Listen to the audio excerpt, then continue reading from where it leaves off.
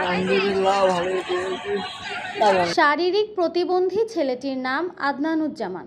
2023-24 শিক্ষাবর্ষের স্নাতক প্রথম বর্ষের সমন্বিত গুচ্ছ ভর্তি পরীক্ষায় ইসলামী বিশ্ববিদ্যালয় কেন্দ্রে শ্রুতি লেখকের মাধ্যমে ভর্তি যুদ্ধে অংশ নিয়েছে।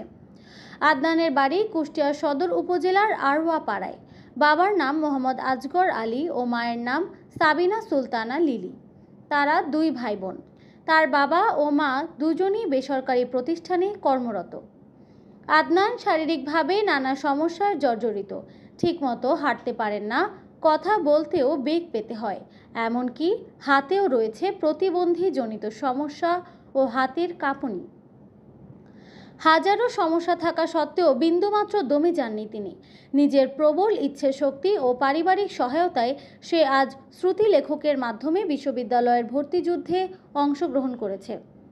অদম্য এই আদনান কুষ্টিয়া সরকারি কলেজ থেকে এইচএসসি পরীক্ষায় কৃতকার্য হয়ে প্রস্তুতি নেন বিশ্ববিদ্যালয়ে ভর্তি যুদ্ধের। তার ছোটবেলা থেকেই স্বপ্ন ছিল ঢাকা বিশ্ববিদ্যালয়ে পড়াশোনা করবে। সে স্বপ্ন থেকে ভর্তি যুদ্ধে অংশও নিয়েছিলেন, কিন্তু শারীরিক প্রতিবন্ধী ও হাতের কাঁপুনি সে এ যাত্রায় ব্যর্থ হয়ে যান।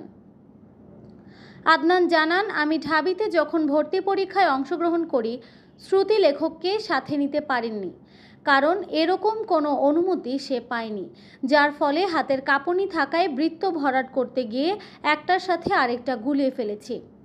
পরবর্তীতে আমার ফলাফল ফেইল আসে। আদনান বলেন, আমার বিশ্বাস যদি শ্রুতি লেখক বা প্রতিবন্ধীদের জন্য আলাদাভাবে পদ্ধতিতে খাতা দেখা হতো তাহলে আমার এর স্বপ্ন পূরণ হতো। তিনি আরও জানান, যেহেতু ঢাবিতে আমার সুযোগ হয়নি, ইচ্ছে আছে অনার্স মাস্টার্স সম্পন্ন করে আমি একটি সরকারি চাকরি করব। আমার এ যাত্রায় পিতামাতাকে সবসময় পাশে পেয়েছি, যারা হাজারো সমস্যা সত্ত্বেও আমার পাশে থেকে এ পর্যন্ত নিয়ে এসেছে। আদনানের মা সাবিনা সুলতানা লিলি বলেন, অনেক কষ্ট করে এই ছেলে নিয়ে পথ চলা। প্রাথমিক পর্যন্ত ওকে কোলে করে স্কুলে নেওয়া লেগেছে, এক হাতে ব্যাগ অন্য হাতেও, তবুও হাল ছাড়ি নাই।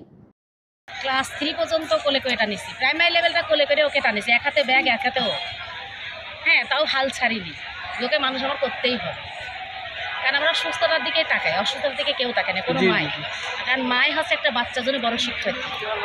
হ্যাঁ, একটা মা যদি ইচ্ছা করে সেই বাচ্চাকে ফেলে দিতে পারে, ইচ্ছা করলে মাকে আবার তুলে নিয়ে সেকে মানুষ করতে পারে।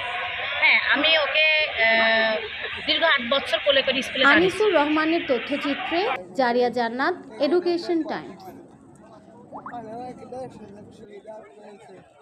তবে